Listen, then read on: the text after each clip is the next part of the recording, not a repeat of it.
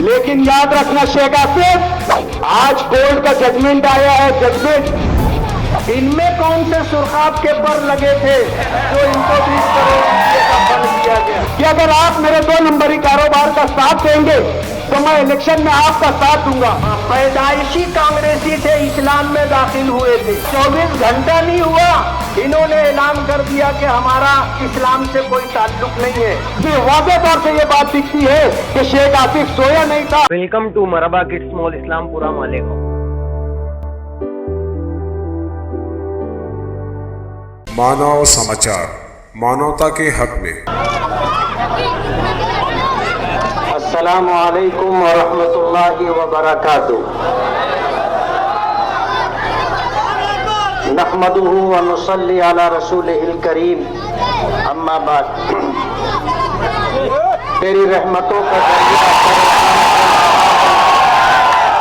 मुझे भीख मिल रही है, मेरा काम चल रहा है। तेरे नाम का वजीफा मेरी जिंदगी का हासिल, तेरे नाम की बदौलत मेरा काम चल रहा है। आज के इस इंतखाबी मजलिसे इत्तेहादुल मुस्लिमीन के इस बावकार तकरीब के सदर मोहतरम इलाके की मारूफ शख्सियत सईद शाह साहब, हमारे सरपरस्त अलहाज यूनुस ईसा साहब, कमालुद्दीन कमा पहलवान साहब, डॉक्टर खालिद परवेज साहब, अब्दुल मालिक साबिक मेयर, माजिद हाजी, मोहम्मद इब्राहिम इब्बू, सोहराब आजमी, यूसुफ इलियास, अमानतुल्लाह पीर मोहम्मद, जावेद कारपोरेटर, अल्ताफ डरमवाला, अमानतुल्लाह पीर मोहम्मद, जलील जल्ला और दीगर, राजू गाइड, साजिद रशीद और स्टेज पर तशरीफ फरमा सुभाष गायकवाड़ पहलवान, Salim painter, Shahid driver, Girish Borse,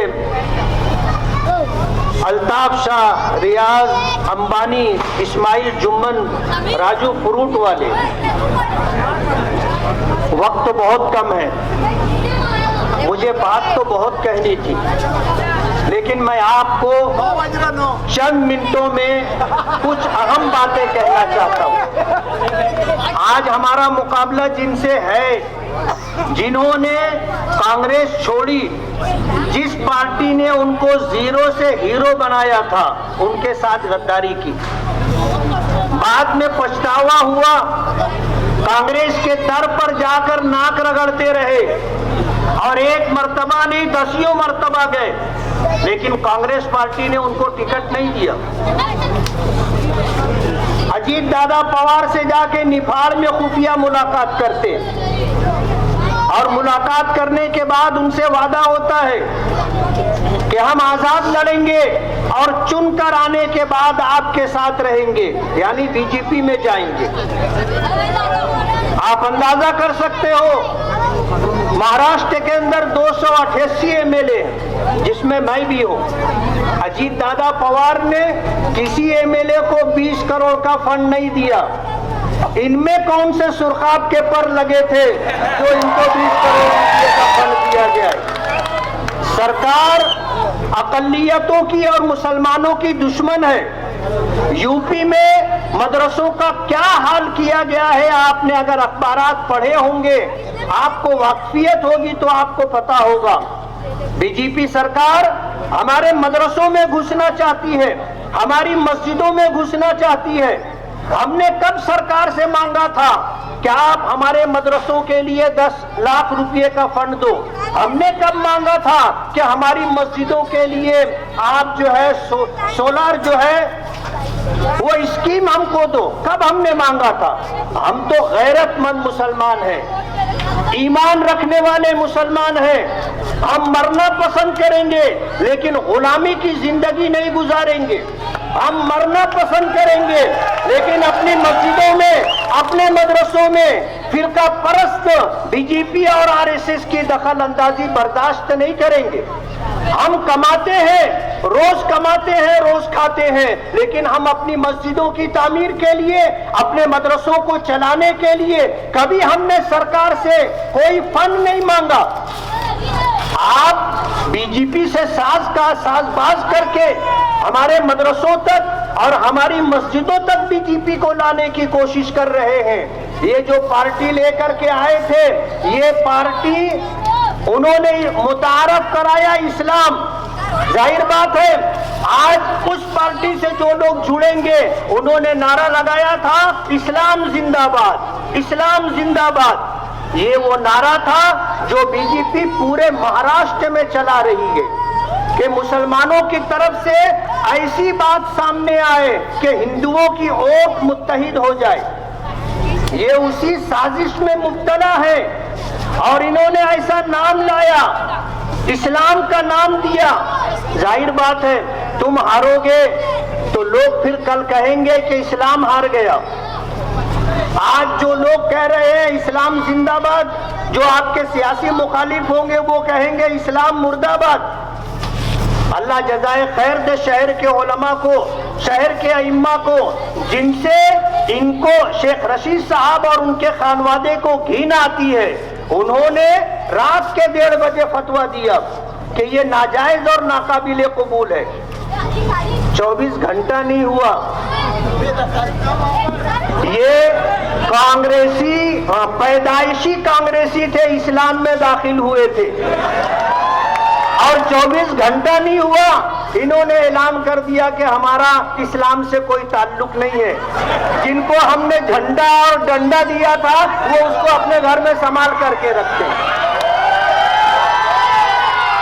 BJP अकलियतों की और खास तौर पर मुसलमानों की सख्त दुश्मन है।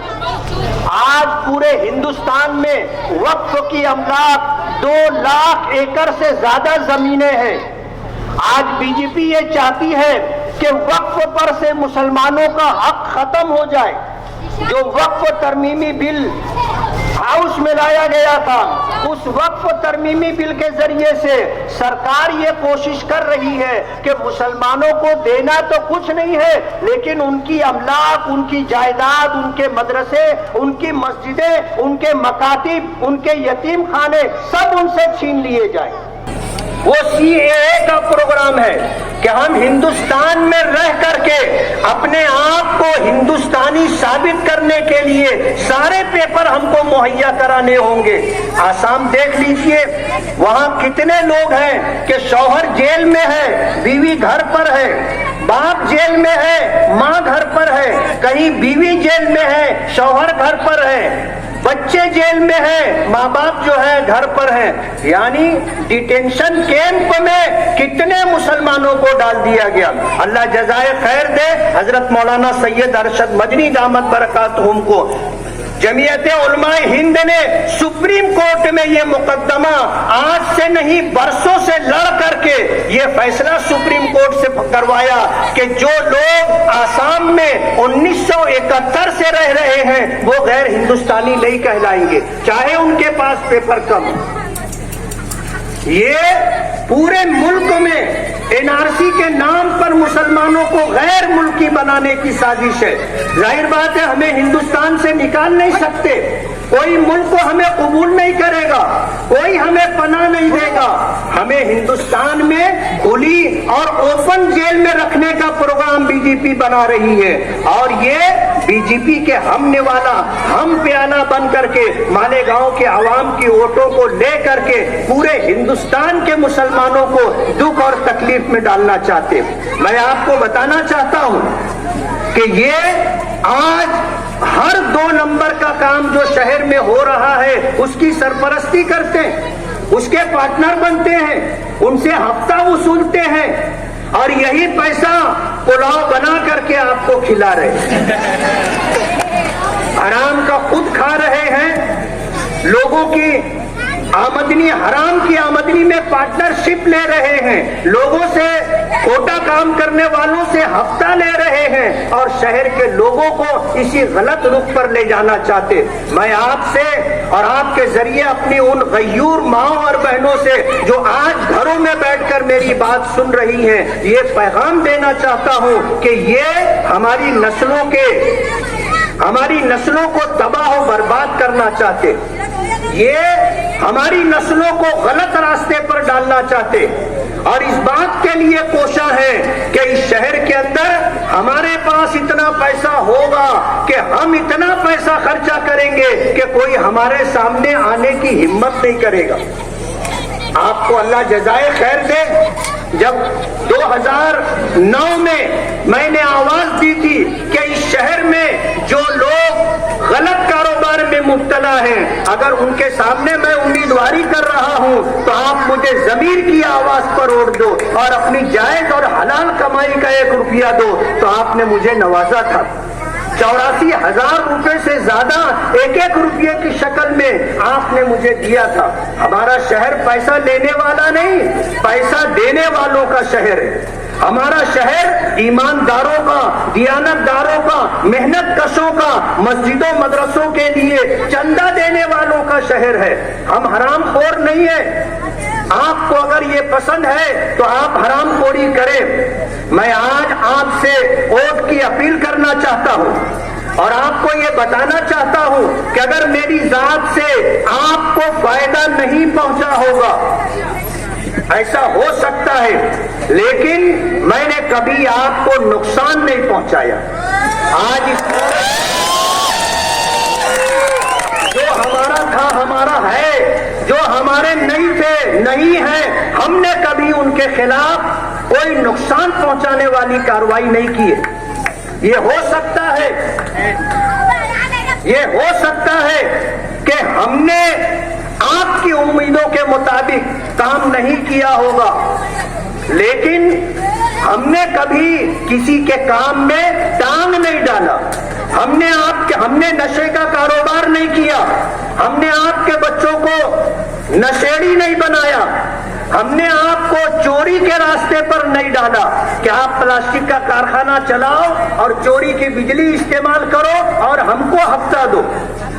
हमने कभी आपसे हफ्ता नहीं मांगा और कभी हमने इलेक्शन लड़ने के लिए किसी के पास चिट्ठी नहीं भेजी कि 5 लाख भेज दो, 10 लाख भेज दो। हम अगर लड़ते हैं तो ऊपर वाले के भरोसे पर लड़ते हैं और आप हमारे वोटर हैं। आपने हमसे कभी इस बात का मुतालबा नहीं किया कि हमें पैसा दो। मैं जिस वक्त आ रहा था उस वक्त मैंने ये बात सुनी कि गुरुवार वार्ड के लोग गरीब जरूर हो सकते हैं, मजदूर जरूर हो सकते हैं, लेकिन कभी उन्होंने अपनी गैरत का, अपने ईमान का सौदा नहीं किया। और इस शहर को इसी गुरुवार वार्ड ने अलग अलग लोगों को चुन करके दिया जो कारपोरेशन तक पहुंचे। हमने कभी आपके कारोबार में पार्टनरशिप नहीं मांगी, हमने आप पर प्रेशर बनाकर जबरदस्ती पार्टनर हम नहीं बने, हमने आपका कारोबार कभी नहीं छीना। आज जिनसे हमारा आमना सामना है, आप समझ सकते हो कि जो कुछ मैंने कहा है ये सब कुछ वो कर रहे हैं, उनके लोग कर रहे हैं। और शहर के लोगों से कारोबार छीनना, उनके कारोबार में पार्टनर बनना, शहर में ओपन स्पेस के टुकड़े डाल करके सरकारी जमीनों की, नालों की भरपाई करके गैर कानूनी तरीके से जमीनों के टुकड़े बेचना, ये काम हमने कभी नहीं किया। सईद शाह साहब स्टेज पर तशरीफ फरमा, शहर अजीज के हरदिल अजीज एमएलए और मजलिस इत्तेहादुल मुस्लिमीन के उम्मीदवार अलहाज मुफ्ती मोहम्मद इस्माइल कासमी साहब, और ख़ास तौर से आज स्टेज पर जो जलवा अफरोज है हम सब के सरपरस्त जनाब कमालुद्दीन कमा पहलवान साहब, स्टेज पर मौजूद तमाम ही मजलिस इत्तेहादुल मुस्लिमीन के जिम्मेदारान, सामने बैठे हुए बुजुर्ग, नौजवान, घरों में बैठी हुई मेरी पर्दा नशीन माए बहनें, आप लोगों को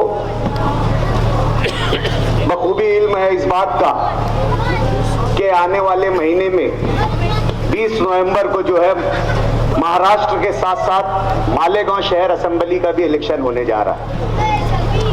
दोस्तों, ये इलेक्शन हम सब के लिए बहुत अहम हो गया है। इससे पहले भी माजी में कई इलेक्शन हुए हैं, लेकिन ये इलेक्शन, आज जो इलेक्शन है, ये हम लोगों के और शहर के तहफ्फुज़ की और बका का इलेक्शन है।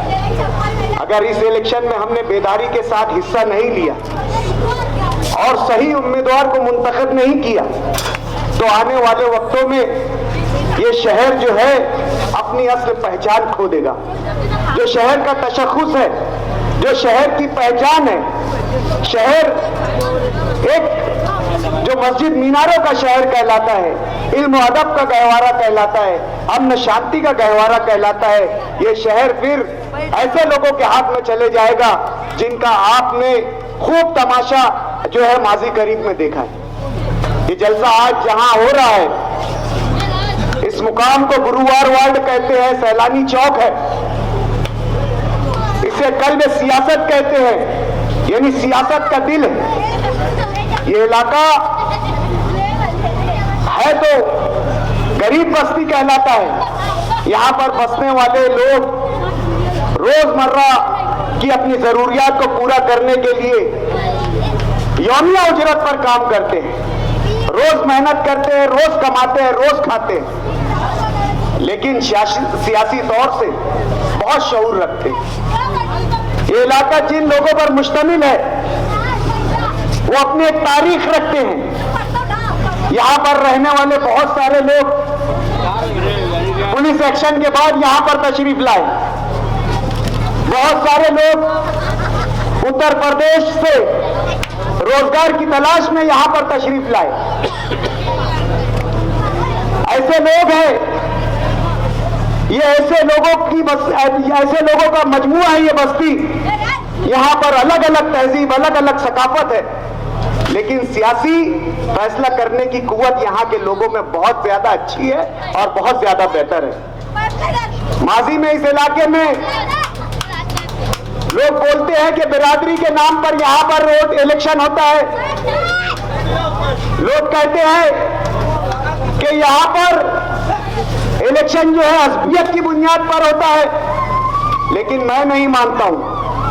इस इलाके ने हमेशा अपनी सियासी बेदारी का सबूत दिया है, वरना ऐसा नहीं होता कि यहाँ पर जो है माजी में हमारे अहले तशय्यो की शिया बिरादरी से ताल्लुक रखने वाले जिनकी चंद और मखसूस होते हैं, रहमत भी अली अकबर को कभी ये इलाका कामयाब नहीं करता। यहाँ पर ऐसे लोग जो खानदेश से आए हुए हैं, अहले दक्कन है, लेकिन उन्होंने हमेशा अपनी सियासी बेदारी का सबूत दिया, कभी असबियत का शिकार नहीं हुए। यहाँ पर से अंसारी बिरादरी से अख्तरुन्निसा फैयाज अहमद चुनकर गई है। यहाँ से शाह बिरादरी के सुलेमान शाह और मुमताज भी नवाब शाह चुनकर गए।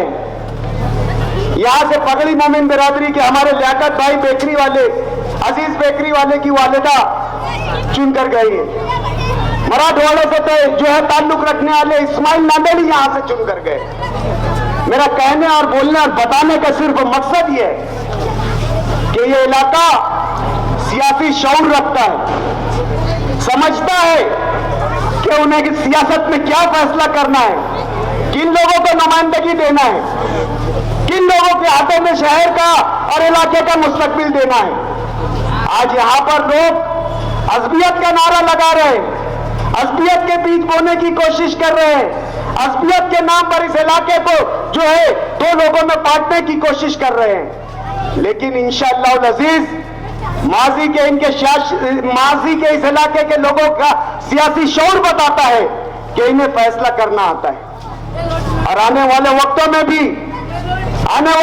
में भी हम इंशाअल्लाह देखेंगे जो 20 नवंबर का इलेक्शन होगा, माजी की तरह मुफ्ती मोहम्मद इस्माइल कासमी साहब को दोबारा इस इलाके से लीड मिलेगी, दोबारा इस इलाके से अक्सरियत मिलेगी, जैसे कि इस इलाके ने माजी में मुफ्ती मोहम्मद इस्माइल कासमी को और मजलिस इत्तेहादुल मुस्लिमीन को दिया है। गुरुवार वार्ड के साथ क्या नारवा सुलूक किया गया है, ये मुझसे पहले के मुकर्रिरीन ने बताए कि किस तरीके से गुरुवार वार्ड की सियासत की गई है। आज यहां पर आकर दावा कर रहे हैं कि अगर आप लोगों ने हमें मौका दिया तो इस इलाके को हम 1000 खोली जैसा बना देंगे। 40 सालों से शहर पर राज करने वाले लोग, जमहूरियत में जो जो ओहदे में है, तमाम आईनी ओहदे हासिल करने वाले लोग आज ये के बात कर रहे हैं कि अगर एक मौका देंगे तो हम 1000 खोली बना देंगे। आपको इस इलाके में कब मौका नहीं दिया, लेकिन आपने क्या किया? इस इलाके के जो ओपन स्पेसेस है, आप चाहते तो गो गार्डन के जैसा, आप चाहते तो नाना नानी गार्डन के जैसा, आप चाहते तो 1000 खोली के दादा दादी के गार्डन के जैसा, आप चाहते तो काजी शरफुद्दीन हॉल के जैसा, आप चाहते तो इरफान अली के वालिद के नाम पर जो हॉल रखा गया उस हॉल के जैसा यहां पर हॉल बनाते। लेकिन 20 सालों में आपने यहां पर अपने सियासी वर्करों के जरिए तमाम ओपन बिकवा दिए। एक ओपन आपने नहीं छोड़ा कि वहां पर कोई तामीरी काम किया जा सके, वहां पर आवाम की फलाह बहबूद के लिए काम किया जा सके। माजी करीब में आपने मालदा में तमाम ऐसे लोगों को ओपन पर बसा दिया और ऐसे लोगों से कहा कि वहां पर जाकर प्लास्टिक कारखाना चालू करो। यहां के एक प्लास्टिक कारखानादार ऐलान लगाते हैं कि अगर प्लास्टिक कारखाना चलवाना होगा तो शेख आसिफ के जलसे में जाना होगा। यानी कि ब्लैकमेल की सियासत करते हैं आप कि चोरी की पावर इस्तेमाल करो। आप चाहते तो ये एक इंडस्ट्री ऐसी थी जो गरीबों के बीच से उठी थी, गरीबों के बीच से निकली थी, प्लास्टिक इंडस्ट्री। इसको ऑर्गेनाइज करते, इसको गवर्नमेंट की सब्सिडीज दिलाते, इन्हें गवर्नमेंट से मुतारिफ कराते और एक इसे बेहतर मुस्तकबिल के तौर पर ये इंडस्ट्री का साथ देते। लेकिन आपने नहीं किया। गांधी मार्केट हमारे करीब में है, यहां पर बैरून शहर से भी लोग हैं, कपड़े की खरीदी के लिए आते हैं, लेकिन आपने कभी उसके मुस्तकबिल के बारे में नहीं सोचा।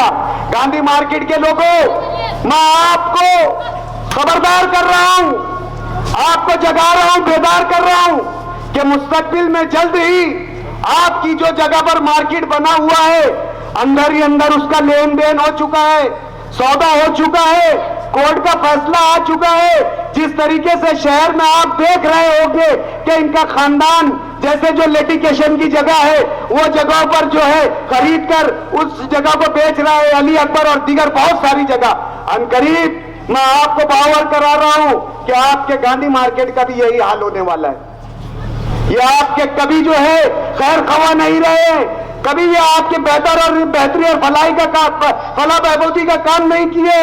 यहाँ पर उत्तर प्रदेश से आए हुए हमारे बहुत से लोग रेडीमेड का कारोबार करते हैं, लेकिन कभी उनके कारोबार को गवर्नमेंट से मुतारिफ नहीं कराया गया है, उनको कोई गवर्नमेंट की स्कीम लाकर नहीं दी गई है, कभी रेगुलाइज करने की बात नहीं की गई है। बस आते दखनी, मोमिन, अंसारी, खानदेशी, अपने वाला, उनके वाला, कभी तरक्की इन्होंने नहीं की। हम चुनकर आए, हमने खालदा यूनुस हॉल दिया।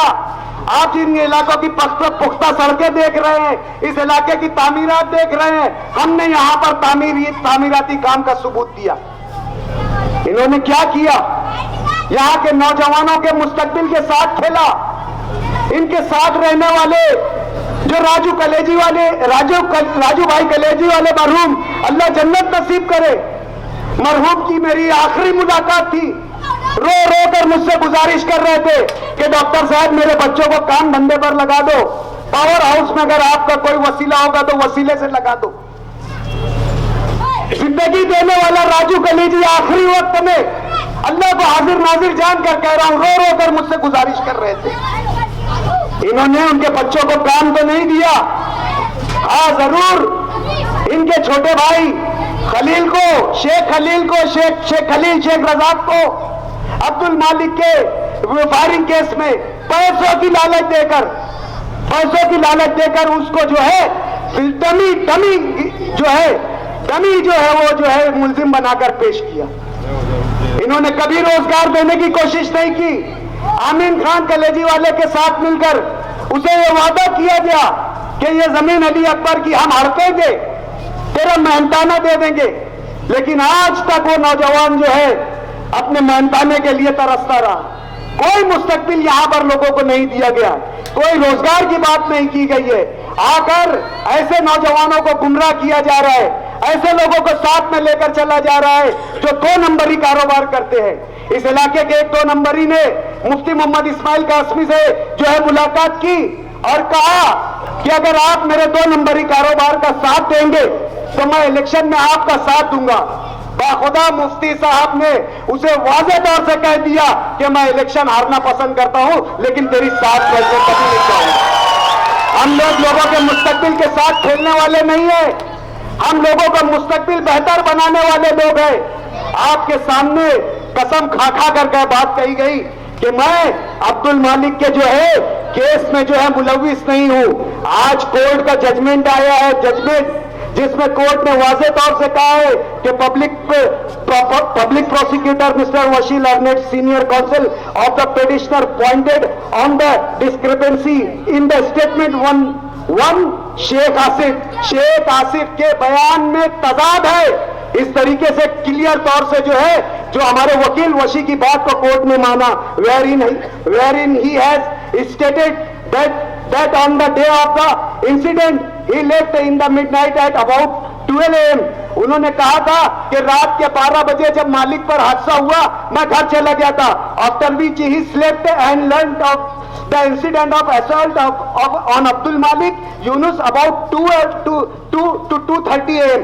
उन्होंने कहा था कि मैं तो सो गया था, मुझे 2 से 2:30 के दरमियान में जो है इस बात का इल्म हुआ। Mister Vashi pointed on the CDRs which are the page number 15 of the जो है कंप्लीशन ऑफ डॉक्यूमेंट पर जो है मेरे वकील वशी ने जो कागज पेश किया उस पर कोर्ट ने क्लियर कहा है कि जो 15 नंबर पेज पर है to show the Sheikh Asif had never slept and had made several call post midnight, उसमें वाज़ेह तौर से यह बात दिखती है कि शेख आसिफ सोया नहीं था और कई ऐसे लोगों से गुफ्तगू कर रहा था जो केस में मुलविस है। कसमें खाई जा रही है। आप लोगों के पास आकर हमें बोलते भोभोर हो रहे, आप लोगों के पास भोभोर होकर झूठ बोला जा रहा है। कोर्ट वाज़ेह तौर से कह रही है, हाईकोर्ट वाज़ेह तौर से कह रही है, जो उन्होंने बयान दिया कि मैं रात में 12 बजे सो गया था वो और मुझे 2 से 2:30 के बीच में मालूम पड़ा। कोर्ट वाज़ेह तौर से कह रही है कि शेख आसिफ ऐसे लोगों से कॉल रिकॉर्ड्स के माध्यम से पाया गया है जो केस में मुलविस थे। और कोर्ट ने जो है वाज़ेह तौर से जो है ये हुक्म दिया है कि दिसंबर महीने में इसकी दोबारा इंक्वायरी कराई जाए। यहां तो पुलिस को पैसा खिला दिया गया। रियासत के 2 वज़राए आला के फोन सुबह 7 बजे से 10 बजे के दरमियान आ गए, लेकिन याद रखना शेख आसिफ, नीचे एक अदालत है तो ऊपर भी एक अदालत है, अल्लाह की अदालत। और हम इधर उधर जाकर सरकारों के दर पर रोएंगे नहीं, हम हमारी लड़ाई कानूनी लड़ेंगे और इंशाअल्लाह अजीज इसी महीने तुमको जेल भेज कर रहेंगे।